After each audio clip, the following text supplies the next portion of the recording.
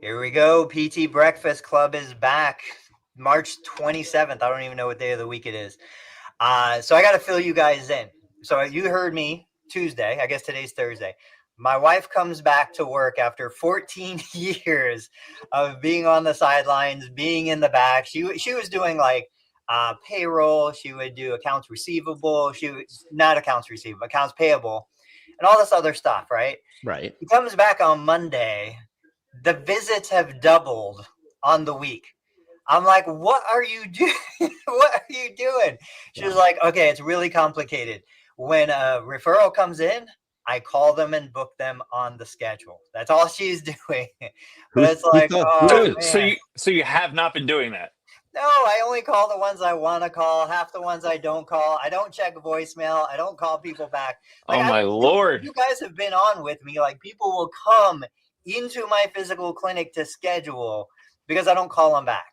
Now we have somebody who's calling them back, and imagine that our visits have doubled on the week. Which I'm like, you know what? That's fine. Put them on the schedule. I will see them. This comes to a couple of conversations I want to hit on today. Dave shared a post. We can start with that. That's a carryover from what we talked about Tuesday with MPPR. I got into an interesting, I cannot believe the spiciest conversations I've been getting into are on LinkedIn. Nobody on Facebook, on TikTok, on any of the other socials, like fight me on stuff. But on LinkedIn, I've gotten more like fighting kind of responses. We can talk about that, and I've got a little article to share. But you want to start with the screenshot, Dave? Start with Dave's, yeah. Sure, yeah. So this is one of our physical therapy colleagues, Kira. I think she's in like North Carolina or South Carolina. I can't recall which state, but she's not. I don't think she's in Michigan. Maybe she is, because she was saying she doesn't like this. Jacksonville, North Carolina. Okay, Jackson. Oh, there's a Jacksonville there. All right. So the reason why I'm always interested in what she's posting is she's posting something that is in a response to these cuts. Like, this is about Michigan and Blue Cross Blue Shield cuts in Michigan. But I'm always interested in what she's posting because she is adding has made a second business basically with like medical spa type stuff, like, contouring, like a contour machine and some other, self-pay services. And I'd love to, maybe we should have her on in the future because I think there's going to be a bunch of like cross referral, cross promotion. And she is going into this whole like medical spa world or semi-medical spa world with some of these self-pay services. And I always love what she's posting. What do you guys think about either this post, or I don't know if you guys know anything about her or what she's been posting? Well, let's get into it. Let's give people the audio version. Kira says PT industry continues to be devalued and is in crisis. Reimbursement hits just keep coming. 17% payment cut for PT reimbursement from BCBS Michigan going into effect April 1. She hates it for her Michigan colleagues. PT often helps avoid more expensive, complicated medical interventions. I mean, the math isn't even that. It's not a stretch. It's right there. Things like surgeries, injections, opioids. Bad enough that our industry has been crippled with almost 30% cut from Medicare and federal payers over the last several years, while the operational costs and administrative burdens on therapists and clinics continue to rise. She saw a comment posted by fellow colleague Scott Gardner, and it's perfectly captured in the sentiment that of many of us who have dedicated our lives to a career profession we love. Quote, "We're not burned out because we don't love our work. We're burning out because we're being forced to deliver high quality care in a system that no longer pays for it." So I think we're going to talk about the quote and the idea and the feelings behind it. We're always talking about feeling. We're very feeling oriented here. You know what? That blows me away. I never realized coming into this profession back in like the early 2000s how like feely and left leaning politically and all of this stuff.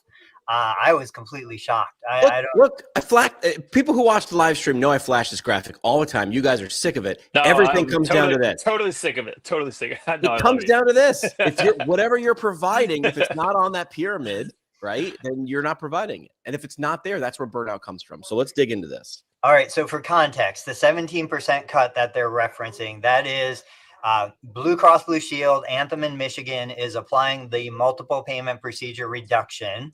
That just means that if you're going to do more than a single CPT code in a treatment, they're going to reduce every additional CPT code after the first single highest relative value CPT code. So for an example, you do an evaluation, you bill an evaluation CPT code and 3 treatment CPT codes. The eval is the highest relative value. You get paid the full allowed amount. Everything else gets reduced. And it doesn't matter whether you're doing different CPT codes or the same. If I do 4 units of exercise in a session, I get paid the full relative value on number 1. Everything else gets reduced. So their calculations is about 17% on Medicare. Medicare's done this for years. It's closer to 24%. And that's not a reduction on the fee schedule. That's just the fact that they're cleaning up how they're paying therapists for services because they've already paid for the facility fee and the overhead and stuff like that in the first CPT code. What caught my eye about that, I'm going to put it back up there, is the burnout statement. Yeah.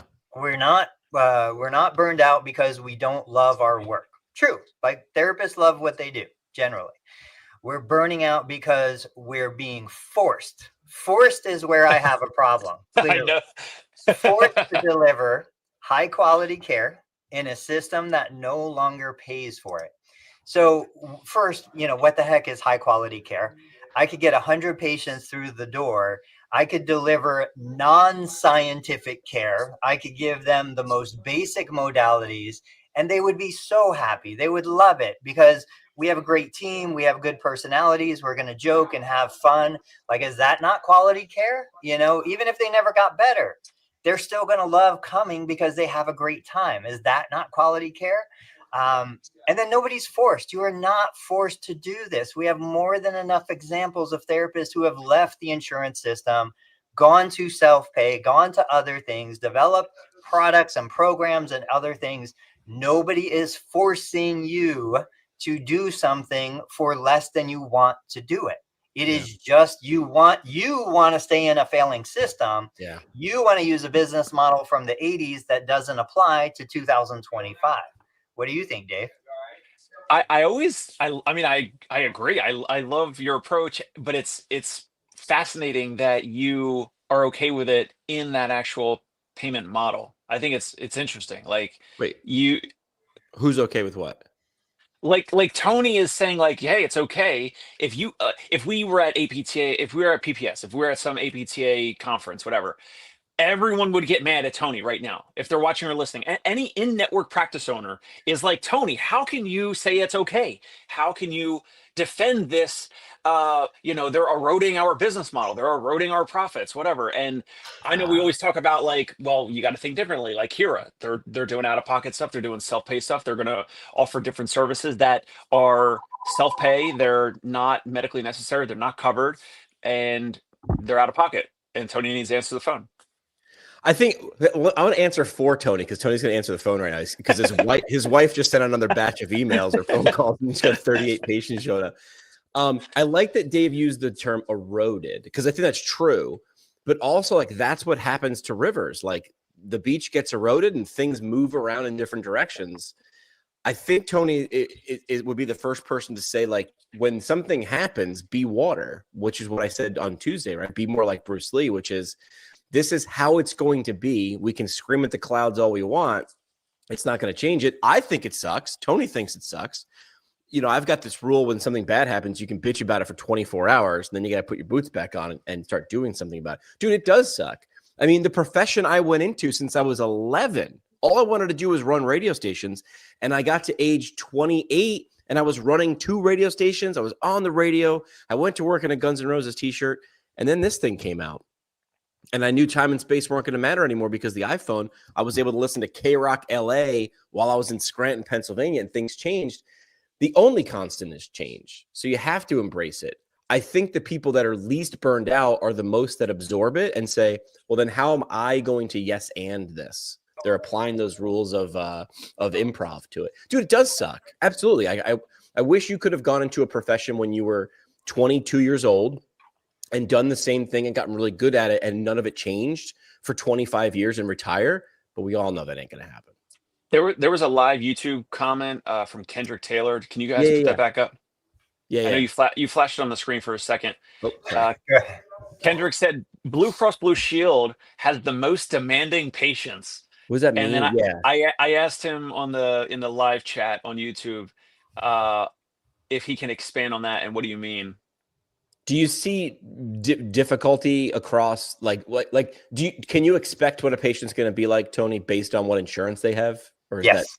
Oh, Yes. really? Yes. Tell me more. Oh, really? I was going to Yeah, say yeah. no. So okay, here we go. Okay, so this is not a politically correct viewpoint, but we have to be reality. You know, we want to be a science-based profession, right? We want to base our decisions and our ideas on proven metrics. I can tell you right now, like there are third-party payers, I'm not going to mention which one, where they have higher cancellation rates, higher no-show rates, they have higher medical complications. It costs me more to deliver services, and these particular payer policies pay me less for more complicated cases. So, I mean, I think we see it we don't, but other therapists see it in pediatrics with Medicaid. We see it in all of these, scenarios. So once we moved and we separated from working with two spine surgeons, we virtually wiped out all of our Medicaid referrals. We wiped out all of our, non-post-operative back pain referrals. Our attendance rate shot through the roof. Our cancellation rate went to zero practically. So you can absolutely, just based on the payer, make educated guesses on what to expect on a population. You can never do it on an individual, because we would have individuals within that cohort that were amazing. They would come to everything. They would come 5 days in a row. They would crawl. They would walk to therapy from their house if they couldn't get transportation. But that represented a tiny sliver of that demographic. So yeah, you can absolutely make those predictions from a payer source. So I would never, with the out-of-network insurance that we accept. So we accept Oxford, Cigna, Blue Cross Blue Shield, United Healthcare, Aetna, with like the top 5, and including Blue Cross Blue Shield, like I just mentioned, on the out-of-network benefits side. Is he talking about like the EPO plans versus like the PPO plans, and like the EPO plans that are like you said, sometimes like the Medicare community-based plans? Well, that's the thing. We Or don't I'm sorry, know. or the Medicaid plans. We don't know from that comment if he's really talking about the patient being demanding, or if he's talking about the plan for the patient being problematic. I don't know. I don't have enough context. Dana's here. She said patients don't know what high value is, but I would say they know. It's just they have their own definition of it. Is high value feeling good? Because that could look very different for different people. But we know quality is relative to achieved, possibly outcomes. Value means cost versus quality. We can provide value when paid differently, not by volume. 100%. And that goes to Jerry Durham. So I shared a comment that I think plays in here yesterday, and I knew Jerry was going to come on. I said, being a professional means you can still deliver an amazing result, even if you don't like the job you are doing. Jimmy and I were talking about this before we started. I think therapists generally feel like they need to love being a therapist. They need to love patient care. They need to care about their patients, do everything about their patients, or they should get out of the profession. And I've seen more than one therapist say that. If you don't love patient care, you should get out of the profession. I think if you're a professional, you can go out there and deliver an amazing patient care experience and not even love what you're doing. That's the definition to me of being a professional. Whether it's athletics, whether it's cleaning toilets, whether it's treating patients, you don't have to love what you're doing to be great at delivering the result and the experience that the client, the customer, the patient wants. I just want to make sure I understand. You don't have to love every part of what you're doing, but you should. I would say you don't need to love any of it. Being a professional means you're being paid to do a job. Go out there and do a job. That's it. You don't have to go to potlucks. You don't have to go out with friends. You don't have to wake up excited to do. You just go do the job. I think there's some value in that. Agreed. I agree. I think eventually people do this thing where they're like, am I going to want to is the juice versus squeeze good enough for me to want to do this for another year, 5 years, 10 years, 20 years? And that's when people start to say, oof, I don't know if I'm going to be doing this anymore. This has changed. Kendrick has a clarification for you, Dave. He said for them, meaning BCBS, to cut rates, they don't pay well. So there's the juice, but the squeeze still stays high because the patient wants a ton of extra. I put the juice versus squeeze in. I don't remember when I was in the in-network therapy world, when I was in the different practices that took all the in-network payers. I don't remember this specifically. It has been my last W-2 job in an in-network practice was in 2015 or something. So I can't even speak on this. I would say I either disagree or I don't have enough information. I think it's an interesting perspective because this goes back to the question of, patients don't necessarily, unless they're well trained and understand insurance, they don't even know what they're paying for. They don't know what's being paid for, So this goes to the question of, okay, if Jimmy and I are two consumers and Dave is going to be our in-network physical therapist. Jimmy is this executive. He's making $4 million a year. He wants the premium of the premium insurance coverage. He wants the gold package. He's going to pay, several $1,000s a month in insurance premiums, and he's going to expect everything. I'm going to look for the cheapest HMO that I can possibly find because that's all that I can afford. And I'm going to pay the lowest monthly premium. Now we come to Dave. Dave is going to get $55 reimbursement for my insurance policy. He's going to get $372 reimbursement for Jimmy's policy. Should Dave deliver the same exact experience for me as he delivers to Jimmy? I might have called you Jerry. So real question, like if you're getting paid $55 from my plan, $372 from Jimmy's, should you deliver the same experience? That's a question for Dave. No. Seems simple to me, but that's not what the patient's going to expect. That's not what other therapists in the comments are going to expect. I know. Dana sums it up here. If we accept third-party payer reimbursement, we accept how payers define quality. Boom. You signed a contract. How the payer defines the quality. This is what we've been talking about. I feel like we started to put better words to it, but we always knew this was understand who your customer is, right? That's what Tony had said. And that's what we started talking about a lot more on the show, which is you have to understand who your customer is. Dave's customer is different than Tony's customer because Dave's like, I'm staring the customer in the eye. Tony, have you ever stared the insurance company person in the eye? No, but you got a little piece of paper and you scribbled on it, probably digital signed it. And then you said that, and then you can go home the next day and you can complain about it, but you signed it. Dave has to negotiate that every day. And he looks him in the eye and he goes, happy, sad. Are they good? Right. As long as they're on good terms, they're happy. That contract is going well. Tony, how often do you renegotiate those things? Are they year, multi? We haven't renegotiated an insurance contract. That's not what I meant. Sorry. How long are they good for? How long are they a year contract? Or are they multi-year? Like if you say I'm Blue Cross Blue Shield, how long is that? I don't even know, truthfully. Like I would imagine they're different terms. I would imagine they're different terms. I really don't know. I mean, we've been in network with Blue Cross here in Ohio since 2006. I know we've been re-credentialed at times, but I don't know that the contract ever expires or anything like that. I really have no idea. See, Dave figured this out. If the customer directly pays you, be sure you know how they define quality. Some want you there. I'm guessing, Dave, like I value quality as like I call Dave and he shows up, somebody shows up an hour later, or I feel good when they leave and good is super subjective. So understand what game you're playing and who the referee or the umpire or the person in the box putting points on the board or deciding what an error is. Make sure it's home field advantage. Like one quick example, I spoke to a new client on Tuesday. It was the daughter of a patient. The patient started yesterday on Wednesday. She said for her father, who had issues with being bedridden and now with transfers and moving around the apartment, all that, She said, we've had Medicare-based physical therapy. We're looking for something a little more involved, a little more this, that, and the other, right? So then I dug into like, so what did you not like about those things? Well, one thing she said was, um, the therapist would give us like really big time windows, like 2 or 3 or 4 hour time windows. Like we'll come within, almost like the cable guy. Like we'll Cable come guy, within like come on.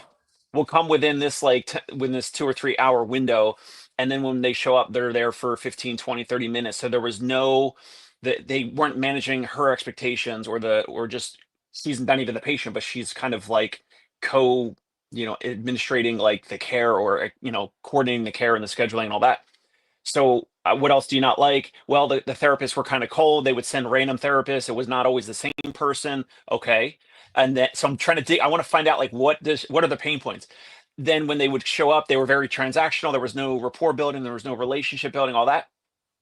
Easy peasy, baby, tipping the because hand. we supply all the things that she is looking for. So I said, it's always going to be the same therapist. We're going to tell you we'll be there around 10:30 a.m. It might be 5 or 10 or 15 minutes before or after that, but we're never going to say a 2 or 3 hour time window. And I know for sure the therapist that I'm sending, Horace Mehta, one of my best therapists, I said, he's met my wife, he's met my son, he's treated my back, he's excellent, he's got a great bedside manner. I know for sure they're going to love him when he goes there. Turns out they loved him. She was texting me right after the visit, and now Forrest is going to go treat her father 4 days a week, spending a lot of money per visit and per week on this, because they were looking for what else is out there. And Yeah. in this case, something that the Medicare-based physical therapists in general can't offer or don't offer. Yep. Scott has a great line there. It's all about setting expectations. I forget who it was. I think it might have been Chris Do.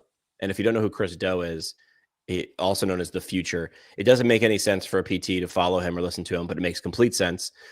And he had a great answer to an objection.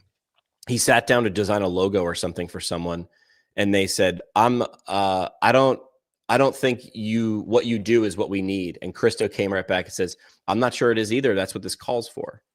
Like, he wasn't like pushing back, but of course you need what I do. I design logos and I can make you look great. Christo's like, he literally was just water. He's like, okay. He took that objection and was just like, yeah, I'm not sure either. I might not. And then the person immediately was like, leaned in and was like, but I want to find out. So this person was trying to put up a wall. That's setting good expectations. Like, I'm going to find out what you're looking for. That's what this discovery call is, or this 15 minutes was. It's about expectations. That's exactly what Dave did, which is like, what do you like? What does good look like to you? And if you don't know that, shame on you.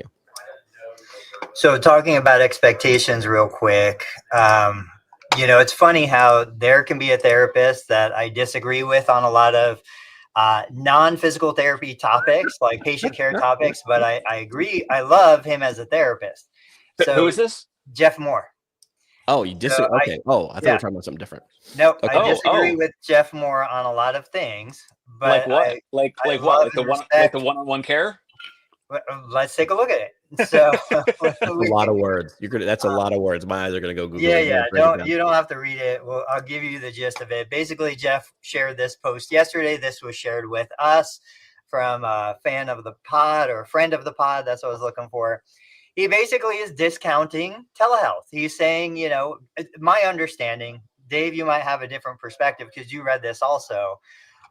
He's saying that, like, we see that telehealth is not what we wanted it to be, expected it to be, that patients still want hands-on care. They want the direct, connection with the therapist. They want, quote, a fully immersive experience. You need a space, but here's the rub. It will be your largest overhead expense after payroll. He's talking about rent. It's both getting worse year over year and completely out of your control. It's the last part I want to reflect on. He's basically saying, that we need to get back to hands-on, direct, face-to-face patient care. That was my understanding. Is that what you took from that? Agreed. Yep. Yeah. Okay. But I disagree. I still disagree. Like, there's a population that wants that. I give you that 100%. But that just doesn't take into account the people who don't want that. The people who do want telehealth. The people who, I've talked to so many therapists that have gone 100% online, and their clients love it. The access is remarkable. They get to work with people all over the world, all over the country. They get great outcomes, great results. And I still go back to, confirmation bias. The people who are going that want the face-to-face human contact, those are the people who are going. So of course, every one of them wants that. The people who don't want that are not going for that. And so we don't get that shared perspective unless you go specifically to the telehealth therapist and you see how amazing that their business is running. I feel like I'll go next because I feel like Dave's going to have a far different view. I sort of agree with Tony and Dave, so I should be. You got to pick a side. You got to pick a side. No, I'm going to be in the middle. I should wear a referee shirt every day. That should just be my everyday show. I'll just be in the middle. I'm trying to be tame today also. I feel like saying someone, because people they say, I'm a telehealth PT. I'm a virtual PT. I feel like that's saying I'm a cash PT, which is like how it's delivered or how Medicare pays for telehealth. Right. But like, to me, it's like, with my experience with my dad, if I had to go to his doctor's office every time I needed a question or a med change or something like that, that would be a real pain in the ass. This doesn't mean I never want to go and see my dad's doctor in person, because sometimes I'm like, she needs to see him right now. He's different. She needs to see and feel that. And sometimes my dad wants to go to the doctor because I feel like when he's watching me or watching a screen, it wasn't the same thing. Now, I know someone's screaming at their speakers right now going, but PT is different. It's very immersive. And I agree. I just don't think, we learn this from school, always and never. Those are tricks in questions, right? When you see always or never, all you have to think of, and this is what Tony's saying, is one exception.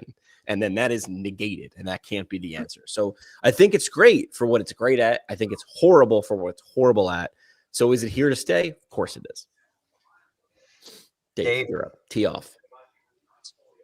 I agree with Jeff Moore. I wish there's some survey. I wish there's some third-party survey, and maybe we'll get to it at some point. Maybe Larry Benz is working on it. Maybe Jeff Moore. I don't know. Someone. Tony, like, I think I've tried to press you before, and I said, how many telehealth visits how many have you done last week or last month? And I think previously, recently, you said 0.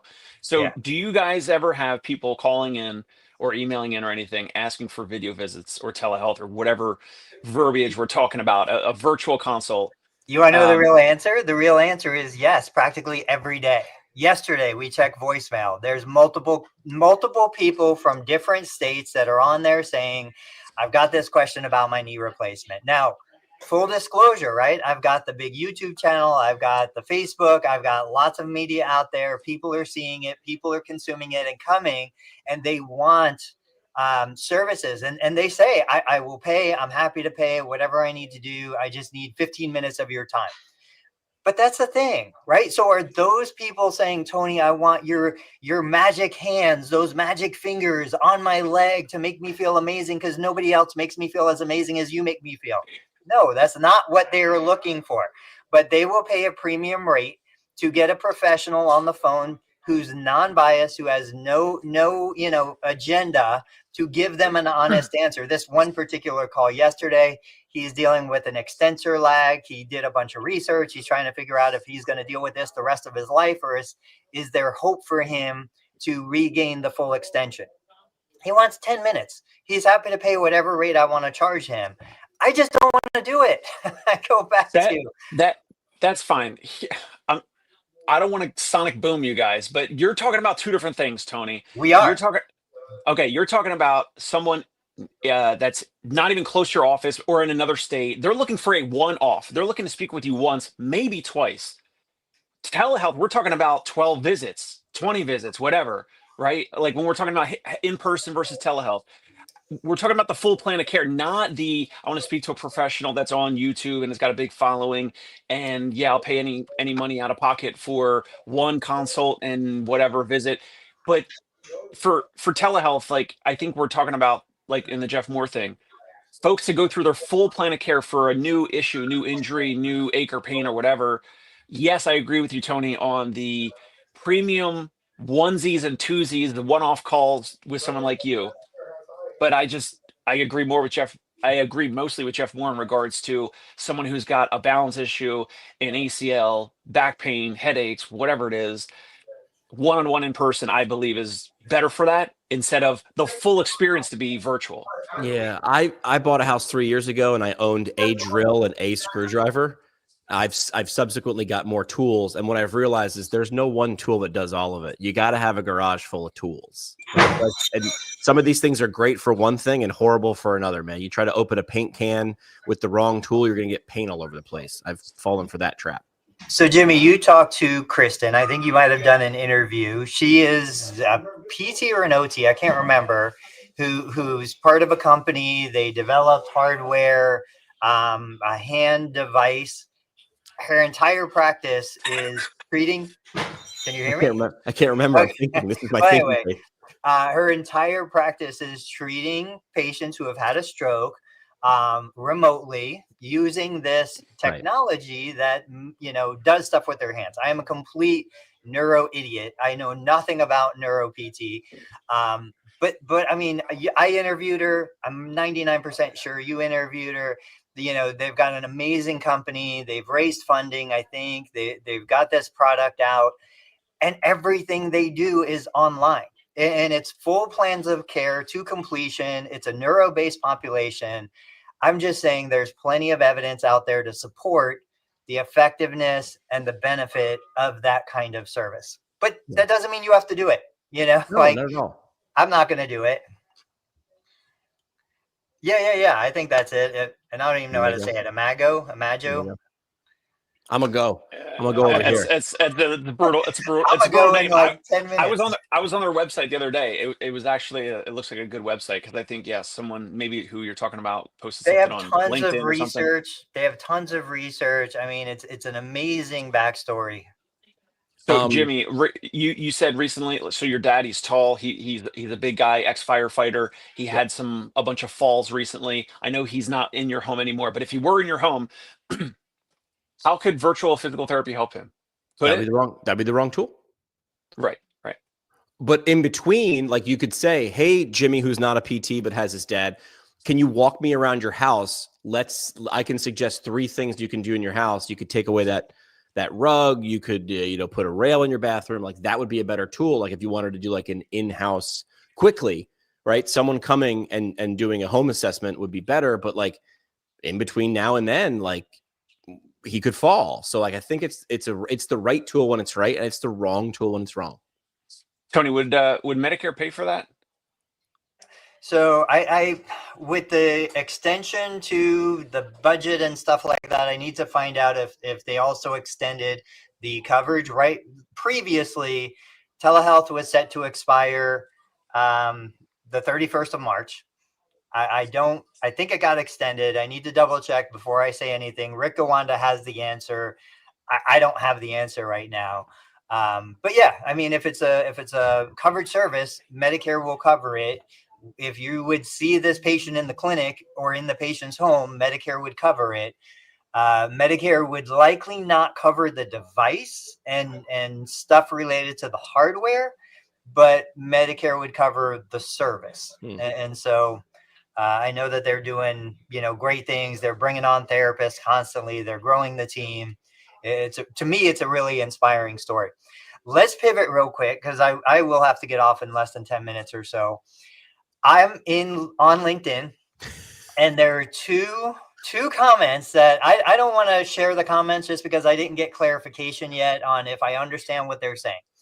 One comment was from a physical they're both from therapists, but one was basically saying, I get the impression, and I'm trying to clarify, I get the impression that if I said something about, okay, so here's the context. I've got a patient, he's actually here right now. He wanted to quit therapy, quit completely. Oh, yeah. But he was like, he'd been coming 2 times a week. He's up to 36 visits on the episode of care. And he said, I was going to quit, but my wife wants me to keep coming. So let's go to 1 day a week. I was like, that's fine. It's a self-pay. We finished the insurance coverage. This is self-pay services. It's been self-pay services. Right. So I'm like, that's fine. And I thought it would be funny. I was like, hey, LinkedIn people, patients aren't always coming because they need to get better. Sometimes patients are coming just to stop the nagging. And so that turned into this whole thing that if it's going beyond a certain level, you shouldn't call it physical therapy anymore. You should call it wellness. You should call it personal training. I'm like, I'm not against that, but you know why? I thought the move was everything is physical therapy. You sneezed. Oh, we've got a physical therapy for that. You know, so I mean, what do you guys think? I think we're all on the same page. Like, I don't think we should be discharging patients. I think we're battling the decay of life. That was a comment that I made on it. We're always fighting the clock. We're always fighting time. I'm going to be weaker and sicker tomorrow if I don't actively do something to reduce that effect, the effect of decay. Yeah. What do you guys think? Dave, you can go first because I got a particular thought or three. I agree. I mean, do we keep calling it physical therapy for the most part? Yeah. I mean, we might, you know, in our notes or I don't know, whatever, like describe like, all right, it went from like an episodic ache or pain, or that's how we got, you know, connected with the patient. They achieved their goals. They got back to walking better, arm swing, whatever, if they had some neuro involvement. And if that's better, and they continue to book visits with us and it's self-pay, then my therapist and we do describe it as like wellness or maintenance. But would I go on LinkedIn and say like it has to be called wellness or maintenance and it's not physical therapy anymore? Yeah, I agree with Tony. It's still physical therapy. We still have our physical therapy brain that we're maintaining that client, their current status, but as soon as they have some trip or fall or new ache or pain or whatever, and we have to reassess or evaluate a new issue, which happens for some of our folks that are ongoing for months or years or whatever, some new orthopedic issue pops up on top of their neurological issue, and the physical therapy brain is still there. So then we evaluate the new episodic issue, we clear that over whatever amount of time, and then we continue with them on maintenance or tune-ups or wellness or whatever. But I agree, like overall, it's still a physical therapist coming to your home. So to me, yeah, it's still physical therapy. Yeah, Tony's being too kind, and so I'll be way the other too end. kind. Way too kind. Here we go. I'll be the other end of the spectrum here. Was this is like, in my opinion, this is either AI or two people with a stick somewhere, and they needed it removed because they kept saying, "What is the point of this?" And like, I jokingly in the beginning was like, the point was that like I just everything I did in the first couple comments was copying and pasting things that Tony said. It was like he said feels better every time he leaves, and it's cash pay. Isn't that the top of the pyramid? Like that's where you want to be. There's self-transcendence, right? There's self-transcendence. He's understanding how he rejoins society. Somebody then commented below, like, well, his wife's making him go. And I'm like, I don't want to read too much into it, Tony, but that's what he said. But like, I don't, he kept showing up. I feel like there was no gun, right? There's no firearm present to force this person into going. And then later on in that thread, I was accused of being intoxicated while in school during ethics. To which I thought that was a typo, but I kept reading it, and I don't know. I agree. Yeah. To which because he's actually said, looks like someone was drinking during ethics. To which I responded, do you understand what libel means? And you should be careful about disparaging people, which might damage their image in public, because that's what libel is. That was probably in your ethics class. Here's the thing. So these are two different comments from two different people. One person didn't like the idea of using the words physical therapy. My understanding was once we weren't rehabbing a specific injury or pathology, once we moved out past that, they wanted it called something else. The other person was saying it is fraud. And then he said everything, if I'm delivering counseling services, that's fraud because I'm not a counselor, I'm a physical therapist. Don't we counsel on what you should be doing, how you should be doing it, the stages of healing? Like that's counseling. It's not necessarily brain psychological counseling, but it's counseling. And then everything was fraud. If you do this, it's fraud. If you do that, it's fraud.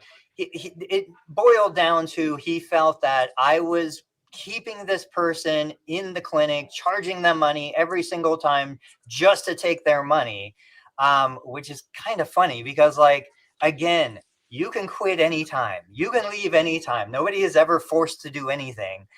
They're coming, like Jimmy said, because they see enough value in coming than value in not coming. Whether that be keeping my wife happy, whether that be just, it feels good, rub my back. Oh yeah, I like it. Like whatever the value, there is value there perceived by the client, just like Dana and others have said here. He is deciding how he measures value. But yeah, these guys were just crazy about like their perspectives and their biases, which is fine. I think it's interesting because, obviously we tend to be, I think, a little more forward thinking. These guys are just hanging on to a model that I think died 20 years ago. It's not here anymore. So white knuckling. All right, Jerry is in the house. Jerry says people have such a hard time with your process. Okay, this is going to be my parting shot. I'm going to let you guys take over the last 15 minutes talking about hard time with a process. So remember, my wife has been out of the clinic for 15 years, 16, almost 17 years. She came in, she saw what I call an evaluation. She was like, what just happened? I was like, I just did my evaluation. She was like, what do you mean? I was like, what? This is an evaluation. She was like, that was not an evaluation. I was like, I got every required element within an evaluation. My evaluation is done. I can show you the policy and the guidelines of what is required for an evaluation. In 5 minutes standing at the desk, I finished my evaluation. That doesn't mean I'm never going to reevaluate. That doesn't mean I'm not going to get more information and more context and more history, but I don't need to do it all in the first meeting. I can get that stuff as we progress. And one more time, confirmation to me that what I'm doing, which a classically trained physical therapist who's an amazing physical therapist, much better than me, the fact that patients keep coming and they don't quit, they don't drop off, they don't end prematurely, that tells me that they value what I'm delivering. The fact that an insurance company can audit my accounts and approve everything that I've done tells me that the customer, the insurance company, values what I'm doing. So I'm satisfying everybody. I'm checking all the boxes. But when she saw what I would call an evaluation compared to what she remembers an evaluation to be, we are living in different times and very different worlds. Well, I mean, you progressed, you changed, you can do more with less. So you're like, listen, what I used to do, it's superfluous. It doesn't need to be there. So you just do what you need to do to get the information that you think you need. Yeah. All right, guys, I'm going to go because I think I got patients out there waiting on me. But you guys wrap up the show. Thank you as always. I'll see you guys next time. Sounds good. All right, now that he's gone, here's the thing. He was being way too nice. Way too nice. Yeah, I think you want to go even deeper. And I'll make some assumptions, Dave, which it appears that those two guys at some point during their rage thread were making assumptions, which is like, this is how it needs to be because this is how I do it. This is projection, in my opinion. 101. This is how I do it. Therefore, this is how everybody should do it. I got to be honest, this type of thinking is exactly one big thing that's wrong with our profession. It's actually wrong with a lot of professions, which is there are enough people watching this thread. Tony's got a big enough following on LinkedIn and people watch. And if they get nervous, they started throwing around an F word, fraud. Of course you wouldn't do that. But if you actually, like, I just kept referring to the original post. Everything I kept saying was there's a dude who was coming in through insurance benefits, who's now just reaching into his pocket and paying money. And when he leaves every time, he's super happy and feels good. And they have an issue with that. And I'm like, I'm going to need you to point to where the problem is. And I'm going to need you to explain it to me. And their response was, it's fraud. And you drank in class during ethics class. I'm like, all right, man, this sounds just so much like I don't like what you're doing. Therefore, you're wrong. That's a closed mind. Tony not only is way too nice, but I mean, he posts a lot of like clever and creative thoughts. He posts a lot of like questions, and sometimes it's like this, like scenarios of like what is actually happening in his office, which is great for him to share. But yeah, he actually has maybe the best restraint of anyone that we know in our whole physical therapy online circle. Like he will not, reply sarcastically ever. Yeah, Dr. Bo checking in from Colorado, posting live here on the YouTube chat. He said, "Ignore the trolls." That's what Tony kind of does. I think he's great at that. You and I like to hit, reply to tag the person right away. Well, I'm like in the beginning, Tony and I think both had playful responses, which was like my way anyway of saying like, read the original post again. Like, just FYI, I'm copying and pasting this from the thing you're commenting on. Like, did you mean to say that? And once he doubled down, I then tripled down. Like, I have no problem with it. I would also have those people come on the show and be able to verbally explain. I've done that before from people who've like gone after me in comments, keyboard cowboyed it. I've said, great, like come on the podcast and let's talk it out. Maybe this is a miscommunication. This isn't always the best way. Typing and text is a one-dimensional way. Let's figure out what you're actually talking about. It is opening day. Happy opening day for all that celebrate. I had that pulled up on another browser tab right here. The Phillies are playing at the Nationals tonight, opening day. Your Yankees, who are they going to lose to today? I don't know, but this just in, the Mets have been mathematically eliminated from the playoffs. Very unfortunate. Yes, so we can sorry. both clap to that. We can both troll on the Mets. Yes. Am I giving too much energy and credit to keyboard warriors? Here's what I like to do. I like to do it in public and just say, listen, I'm not going to put words in their mouth. I had great advice from a former boss in radio. If you hand someone enough microphone cable, they'll hang themselves with it. So if you just keep feeding the troll like in public, I'm going to let that person sink their own argument, in my opinion. So I have no problem with it. Plus, we know how the algorithms work. Comments equal exposure, exposure equals exposure, and it's a snowball. So I get it. I mean, there's some people that I wouldn't give any air to. Mets finish in front of the Yankees. I don't know. In payroll, maybe. I mean, Soto's going to be the most expensive guy in Major League Baseball. Dave just checked out. He's like, no, I'm not talking about this anymore. Dave, you still there? Maybe. So that is my response in terms of giving credit and energy to keyboard warriors. Maybe it's too much. I ask questions.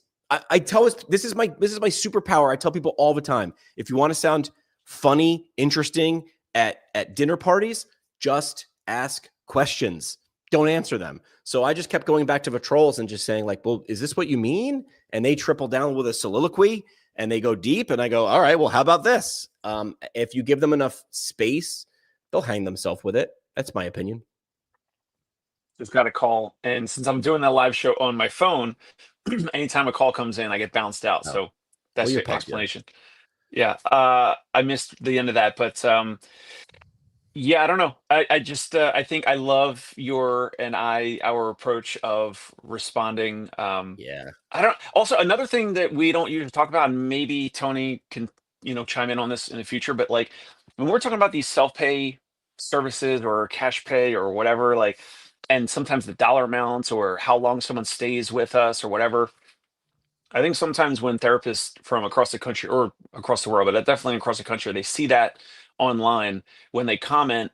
I think there's also sometimes they're kind of like they wish they could have that, like they don't have it, like they wish they had Maybe. the ability, maybe live in a metro where they could charge whatever they want and have some folks invest a lot of money in their health and wellness through their therapy services, their wellness services, whatever, and they wish they really had it and they don't, and so they kind of sometimes lash out and they get jealous or whatever. Yeah. And then they'll say like that's inappropriate or that's not right or that's not physical therapy or whatever, like just abnormal emotions come into the comment section because of it. Finger wagging. You can't do that because I can't do that. I mean, this was a big contention with Fox Rehab. They were doing Medicare Part B in the home for 20 years.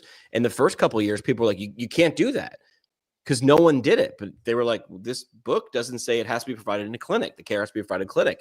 So they were like, you're committing fraud. Well, then we're committing fraud on a crazy scale because we keep asking and we've got smart people who know how to read the words.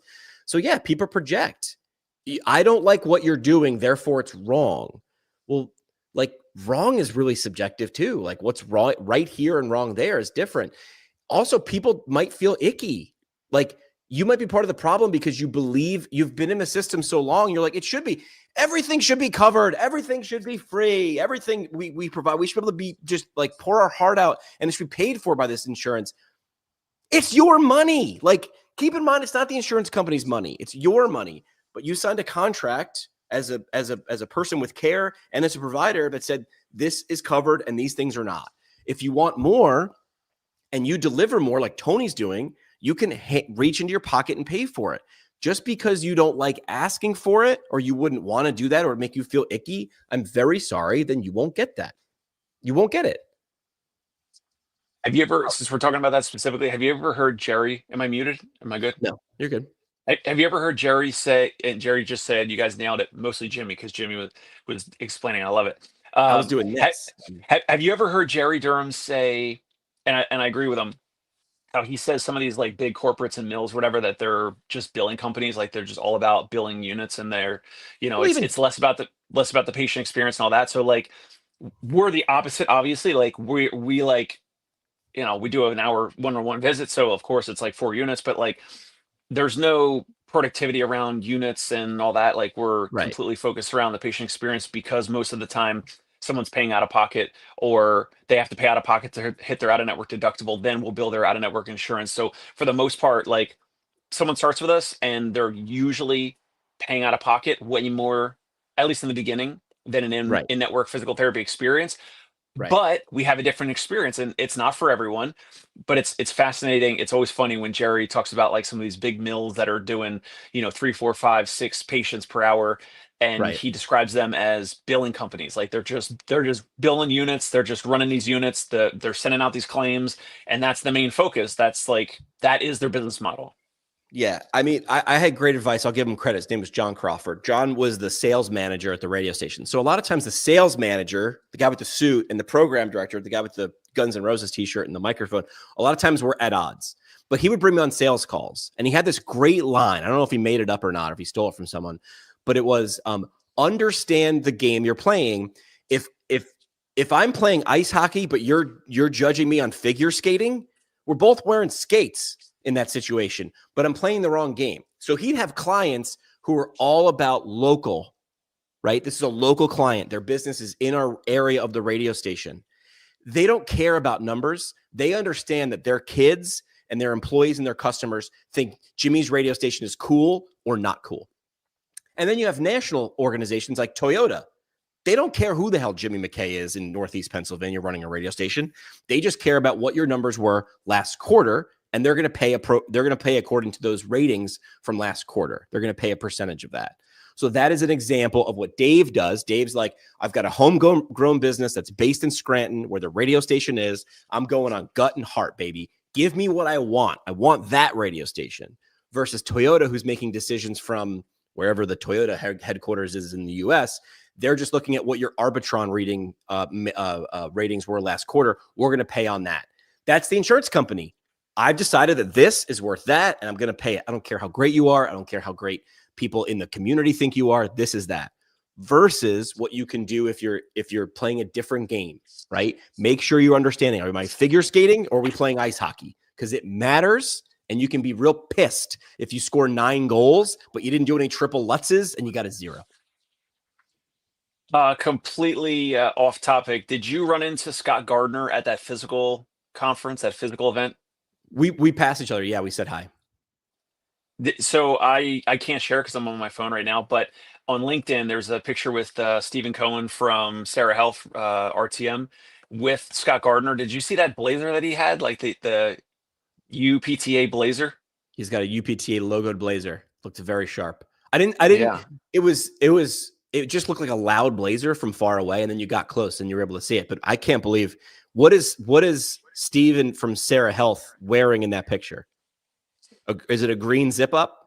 Green zip up, yeah. He has this Sarah Health outfit that looks like it could be made for Will Ferrell's character in Elf. It is hysterical. You see it from a mile away. You're like, Yeah. It's a bold move, but he's the guy that can pull it off. So that is honestly, the blazer was good for the UPTA blazer. Steven from Sarah Health, because he also has pants with it too. And the pants are, and Steven knows this, might be a size or 2 snug. He gets attention, especially from the ladies. Well, this day he had this picture here. He's got black pants on, but you're saying he has green pants that match that blazer? It is a tracksuit. It is a topsies and bottomsies for Steve from Sarah Health. It's great because when he stands in his booth, like everybody's wearing, polos and whatever. And if you're born, why fit in when you're born to stand out? He stands out. My weird clothing choice when I had the Vinicial booths was my Vinicial, like, like vintage, like t-shirt, like the t-shirt you and I are wearing, on top of a white button up, which is just Damn. so dorky, but All it right. was different. It was different. I was the only Different. one wearing Different. a branded t-shirt on top of a button up. Yeah. And it made no sense. And then the shirt comes up to here, and then the button up all the way down to my wrist. Made no I'll sense either. But you're trying to catch eyes. You're trying to catch attention. I'll give a recap of that physical event. So I was at this thing called Physical Brand Triumph. Essentially, they have a franchise model where you buy in and you get a lot of these resources and branding, the whole nine. And there are 601. I did not understand this. 601 locations. I figured they were big. I just didn't do the homework. 601 locations in the US. It's large. And they bring all the franchisees or invite all the franchisees in once every 18 months to sort of like, like a rah-rah, like, let's get together, let's have some culture. Here's what we've done. Here's how great we've been. And then here's what's coming. And here's what we're going to be providing you with, like, get psyched. They asked me to sort of like jump on stage and like be an MC a few times. And I ran around, did some interviews, which I'll be releasing. I either didn't miss the memo or did miss the memo, or like sometimes I don't read the syllabus. Did not expect it to be this large of an event. Like, walked in and I was expecting it to be like like a room at CSM. It was like screens the size of Madison Square Garden on stage, full production company, people with headphones, and like it felt like the Oscars or the Emmys. It was legit, man. They put on an event, and they brought me up there to be like a dancing monkey. But it was legit. And then the fun part, of course, is the conversations afterwards, where you have these people who've had franchise locations, and you have to be a PT to have one, or you can be an owner, but you have to have a corresponding PT with you to go into the business. And it's interesting to watch people who have one location and they've just gone into it, or 19 locations, they've been doing it for 20 years. And I'm a fly on the wall. I get to listen to these conversations, and they talk about all the same stuff we do, the same problems, the same difficulties. Like, this is profession wide, but it was an interesting event. Have you ever been to one of those, like in the industry? Have you been to like a PT clinic or chain, like rah-rah event? Nope. No. Just like the conference, like the state ones, like APTAs or whatever. I've done, obviously when I worked for Fox, I did Foxes, and we used to do them all across the country. We used to do little ones all across the country because we were a remote, spread out workforce. But hey, listen, big, small, they're all talking in the hallways over in happy hour. That's why the tagline of the podcast is the best conversations happen at happy hour. Welcome to ours. You guys are all talking about the same things. Interesting stuff. I've been thinking about ways to whether it's partner or acquire out of network physical therapy practices, because I think the in network there's enough competitors. I think there's enough of these corporates. I think the physical with the franchise side. I think physical might be one of the only, or definitely the biggest franchisor. I think it's but unless we, like I said last episode, like unless we partner or acquire in a network practice, I prefer the self-pay or the out-of-network model better, regardless of the state. And you can potentially garner $200 a visit. So if there's any practice owners out there, if there's physical therapists out there that are interested, reach out to me. You should be able to find me somewhere on the internet, or comment below and then reach out if you want to talk. And if you have a practice, or if you have a mobile practice or brick and mortar, feel free to reach out and we can have a confidential conversation about your situation, and maybe see if there's some potential partnership there. Jerry's saying he works with a couple clinics owners that are not PTs. I believe the model is that you can be an owner, but you have to have like a PT, like somewhere on the license or something. I think that's the rule. But makes sense. All right, parting shot, Dave. What do you got for today? Parting shot. Today is opening day. The Phillies will beat the Nationals 7-5. That's my prediction as my parting shot.